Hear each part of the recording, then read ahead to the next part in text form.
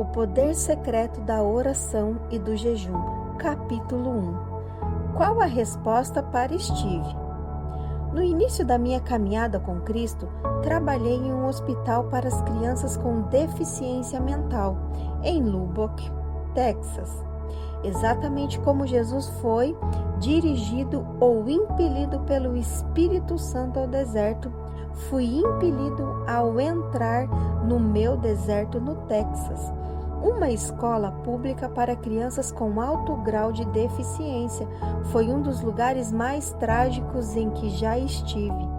Meus dias eram preenchidos com horas de sofrimento, de interação com as crianças feridas e despedaçadas num ambiente cheio dos odores mais podres que você pode imaginar.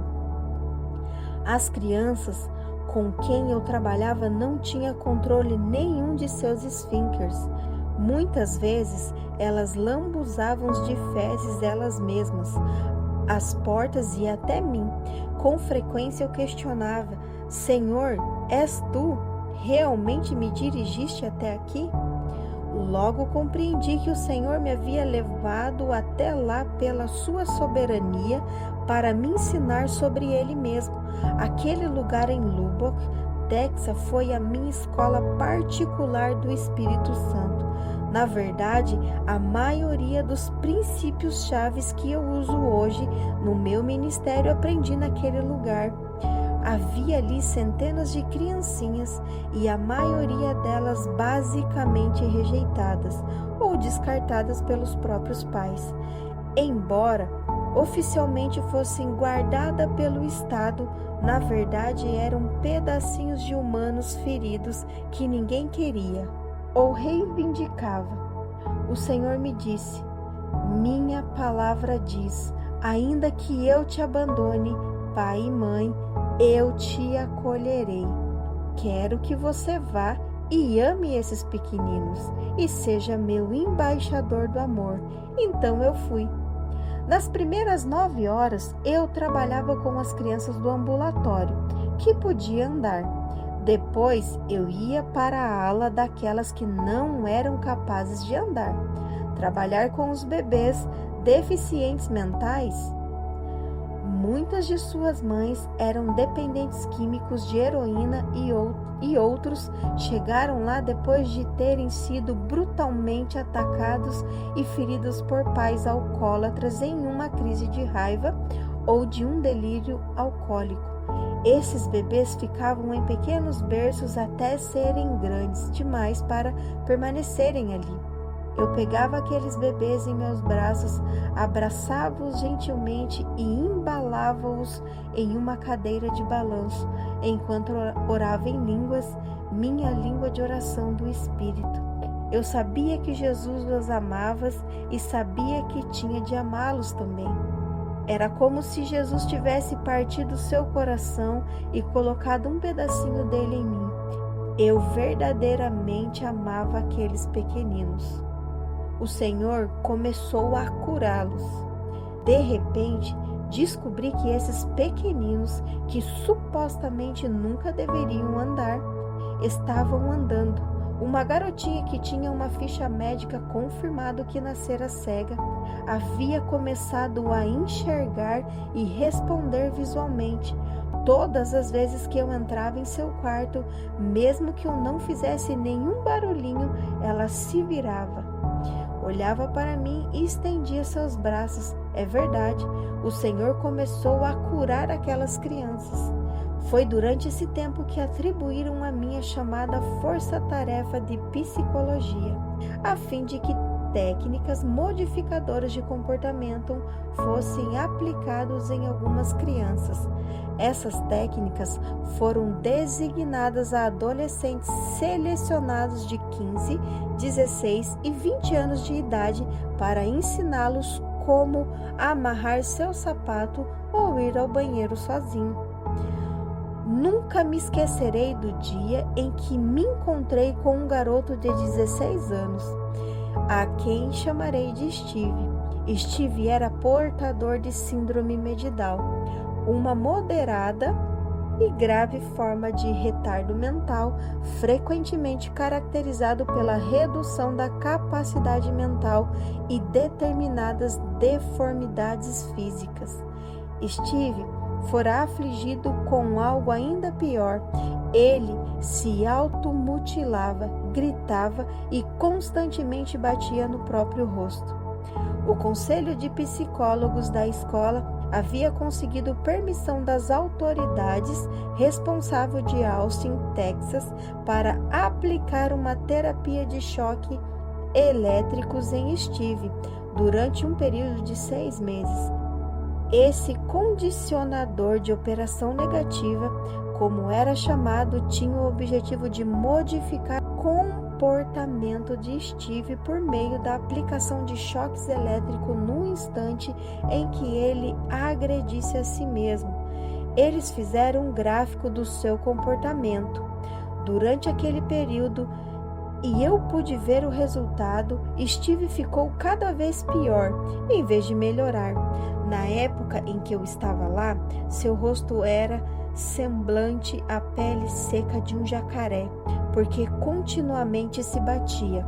Finalmente, os enfermeiros amarraram as mãos de Steve em talas de madeira e dessa maneira ele não conseguia mais dobrar seus braços e alcançar a face. O único problema foi que as outras crianças de seu dormitório inventaram uma brincadeira quando descobriram que Steve tinha as mãos amarradas do lado do corpo.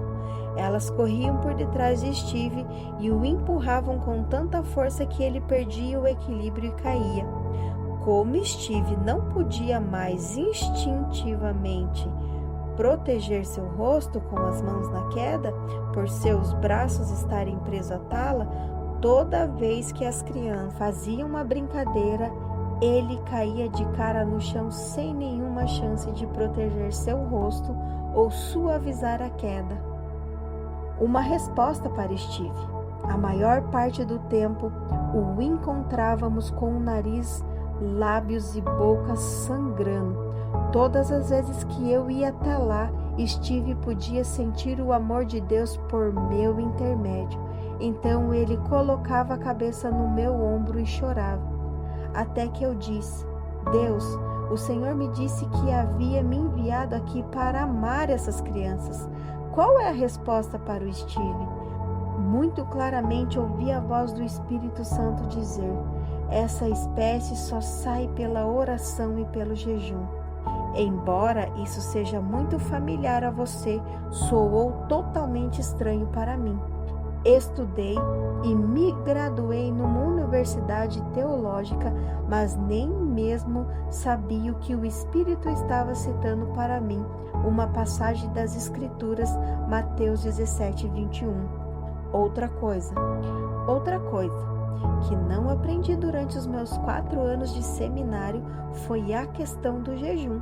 Eu dizia: jejuar não significa privar de comida e água. Então, eu não comia e nem bebia nada.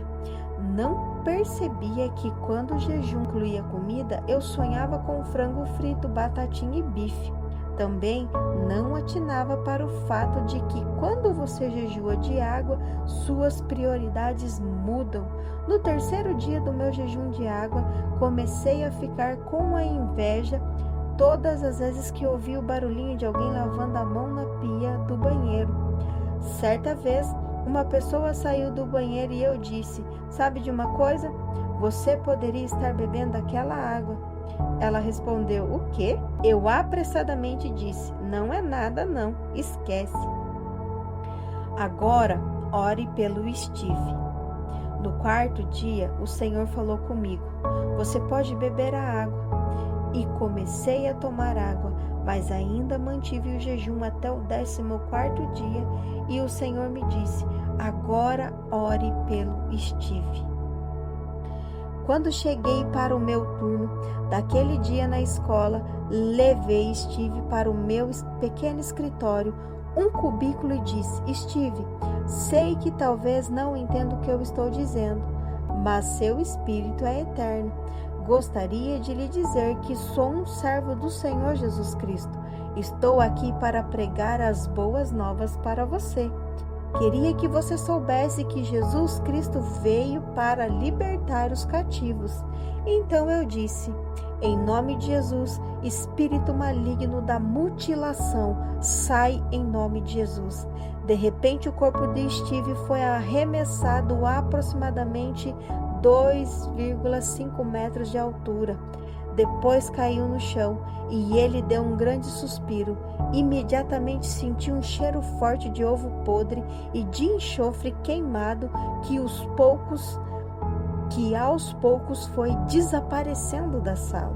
Rapidamente corri na direção de Steve, carreguei-os nos meus braços e retirei as talas de madeira, quando ele me olhava com aqueles olhos enormes. Então Steve começou a dobrar seus braços e sentir suavemente seu rosto. Eu o olhei gentilmente, tocar seus olhos, nariz e ouvidos.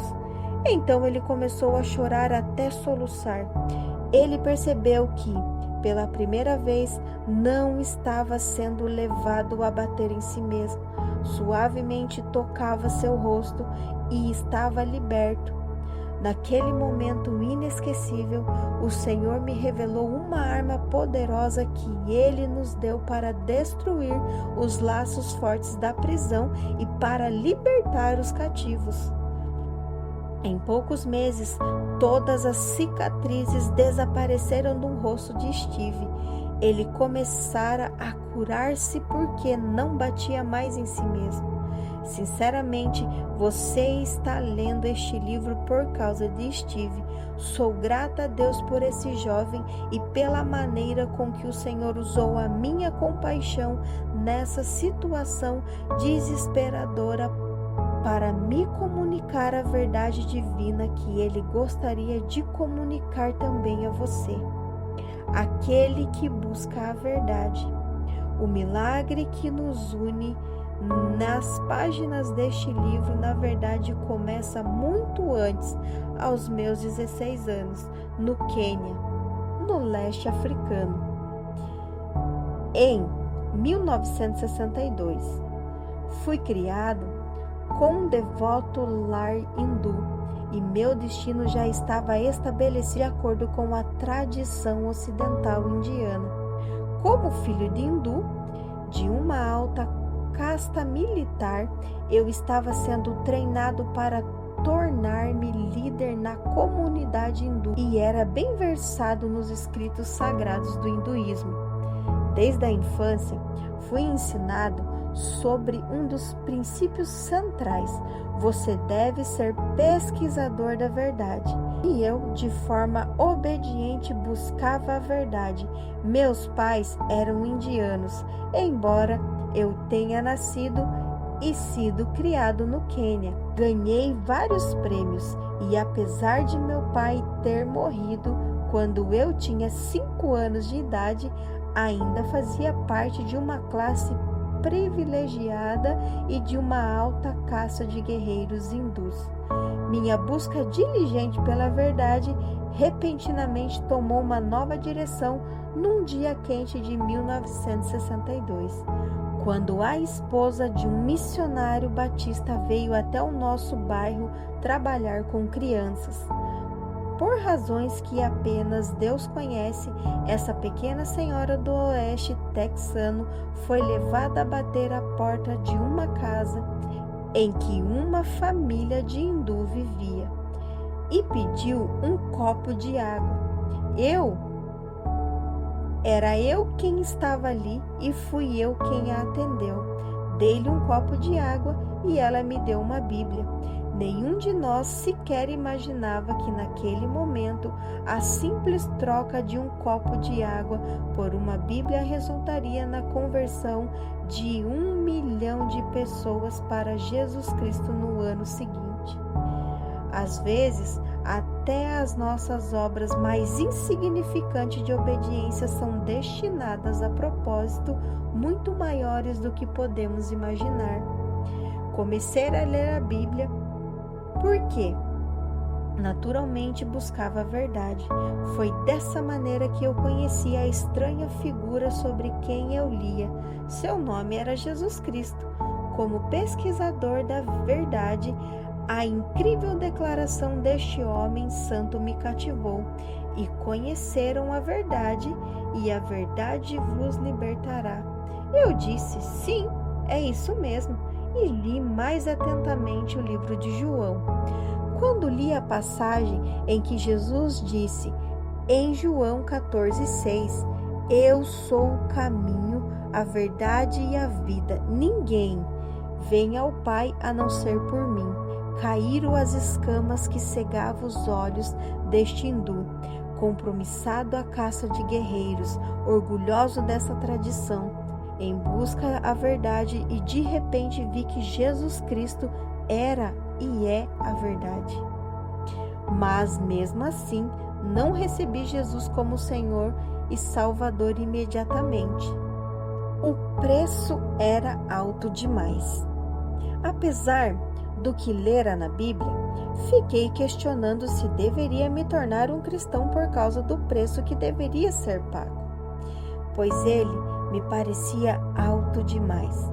Se eu ousasse confessar Cristo, seria rejeitado pela minha família, inclusive pela minha mãe, irmãos e irmãs, além de perder todo o status que tinha no mundo hindu. Na verdade, eu seria o primeiro da minha casta a se voltar contra a fé hindu. Finalmente disse, não vou ler mais a Bíblia, não vou mais pensar em Jesus. De repente dormi. Não tinha batido a cabeça e nem fui hipnotizado. Era algo fora do comum. De repente, minha cabeça caiu sobre a mesa e instantaneamente fui levado a um lugar onde nunca estivera antes. Caminhava em ruas de ouros e ouvia as mais belas vozes entoando harmonias, hino que nunca escutara. Vi cores que nunca tinha visto antes. Eu estava num perfeito êxtase, o que significa muito no hinduísmo. Tudo ao meu redor era perfeito, mas de repente tudo perdeu o brilho quando vi a fonte da perfeição vindo em minha direção. Vi uma luz mais brilhante do que 10.000 sóis juntos. E mesmo assim essa luz não feria os meus olhos. Ele veio à minha direção e de algum modo eu sabia que era Jesus em pessoa. Nunca me esquecerei de seus olhos. Quando olhei no fundo deles, era como se ele estivesse sentindo toda a dor do mundo e derramado toda a lágrima que já tivesse sido vertida na terra. Resplandecia dos seus olhos um amor puro, perfeitamente combinado com a vitória e triunfo. Então ele se aproximou e colocou suas mãos sobre os meus ombros e disse, meu filhinho. De repente acordei e descobri que a Bíblia que havia recebido da pequena senhora Batista estava aberta no Evangelho de Mateus, na passagem que Jesus falou ao jovem rico. Jesus respondeu, se você quer ser perfeito, vá, venda os seus bens e dê o dinheiro aos pobres, e você terá um tesouro nos céus. Depois venha e siga-me. Ouvindo isso, o jovem afastou-se triste porque tinha muitas riquezas. Então Jesus disse aos discípulos, digo-lhes a verdade, dificilmente um rico entrará no reino dos céus. Mateus 19, 21, 23. Li a passagem e percebi que o jovem rico que veio até o Senhor acabou desistindo por achar que o preço a ser pago seria alto demais. Então o Senhor falou ao meu coração, você vai tomar o mesmo caminho? Eu respondi, não, Senhor. E imediatamente aceitei o Senhor Jesus como meu Salvador, quebrando muitas gerações de rígida tradição familiar e devoção ao hinduísmo.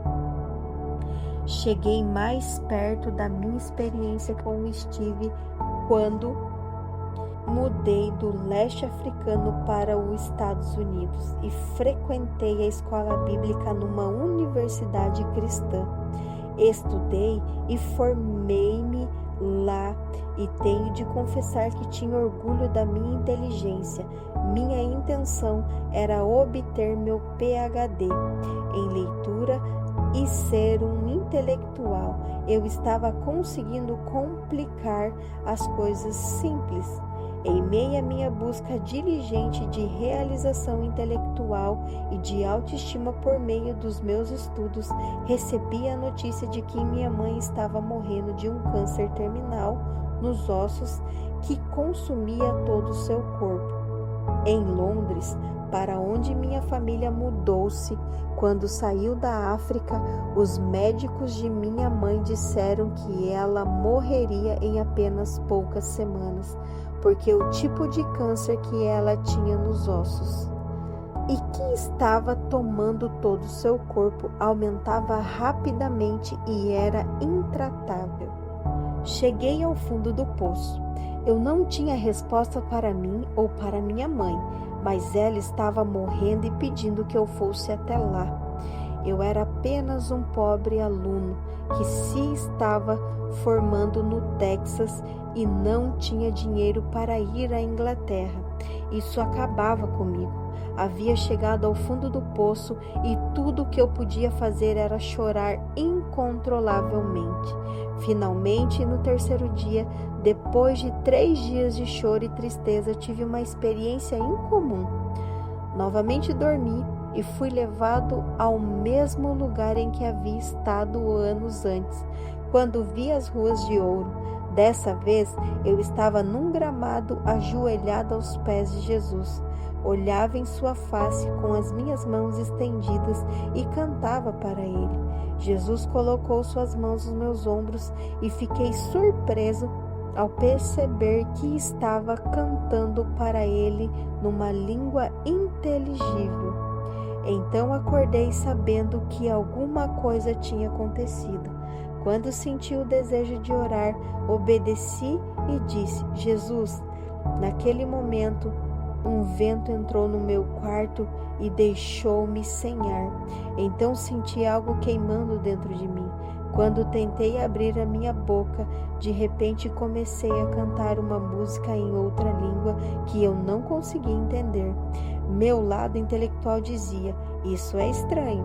Porém, o resto do meu corpo dizia: isso até pode ser estranho, mas é a coisa mais maravilhosa que já senti.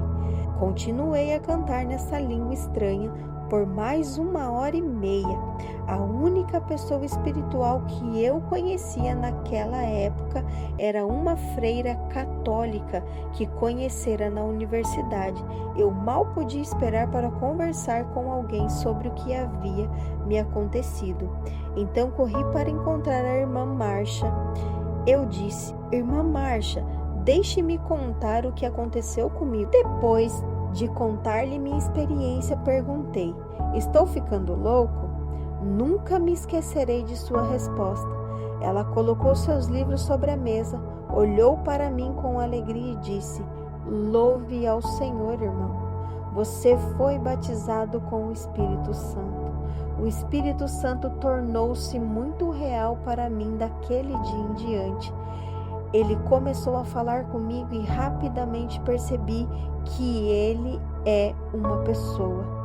Ele começou a me falar sobre Jesus. Ele me disse: Jesus Cristo é o mesmo ontem, hoje e para sempre.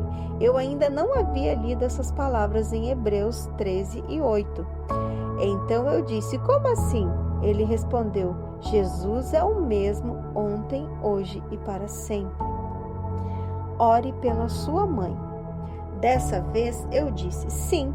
Outra vez ele falou: Jesus Cristo é o mesmo ontem, hoje e para sempre. Finalmente eu disse: Senhor, o que está tentando me dizer? Ele respondeu: Jesus curava há mais de 2000 anos. Ele ainda cura hoje. Quando perguntei-lhe o que o Senhor quer dizer com isso, ele disse: ore por sua mãe. Já que eu não sabia de nada, não havia havia sido ensinado que a cura não era para hoje. Orei por ela como Deus havia me dito. Poucos dias depois, recebi a notícia de que minha mãe havia sido completamente curada de uma doença terminal. Minha mãe viveu mais 24 anos depois daquela cura e recebeu Jesus Cristo antes de falecer. Quando recebi o batismo do Espírito Santo, ele começou a me guiar. Isso foi quando ele me levou para Lubbock, Texas, onde conheci Steve e muitas outras crianças preciosas que tinham uma grande necessidade do amor e o poder de Deus. A verdade sobre o jejum que aprendi ali se tornou uma palavra viva para mim desde aquele dia. Em 1971, comecei a fazer jejuns de um dia.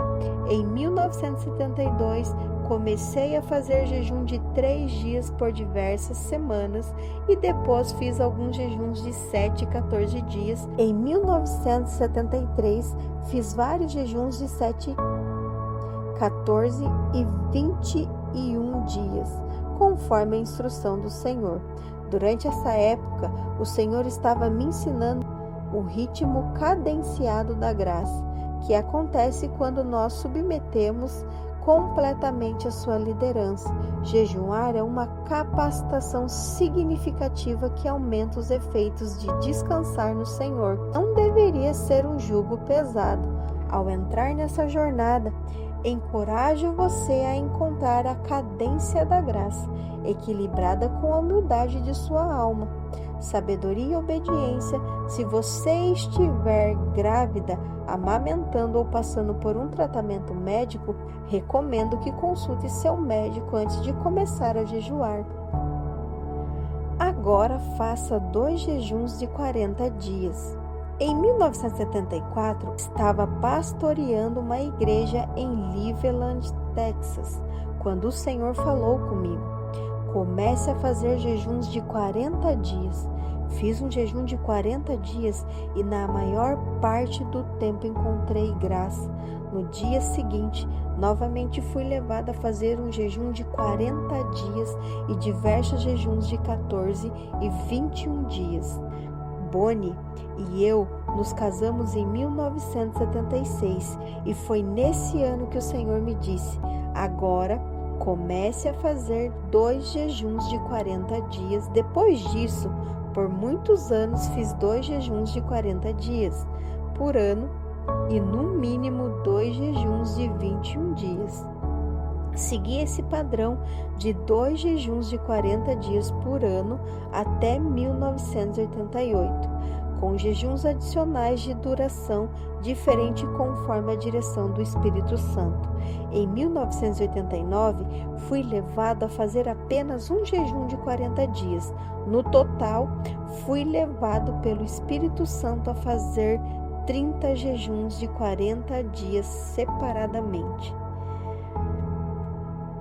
Nos primeiros 19 dias, eu me permiti apenas beber água.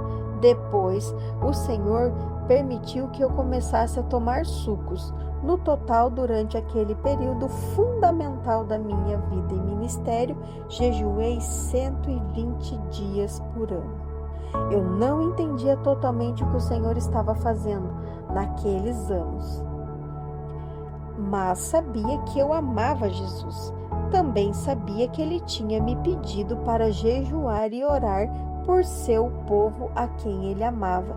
Tudo o que eu queria fazer era obedecer àqueles que me conheciam ou eram de alguma forma ligados proximamente a mim, por eu ser pastor ou líder da época. Sabia do jejum, mas estava por mais de 10 anos.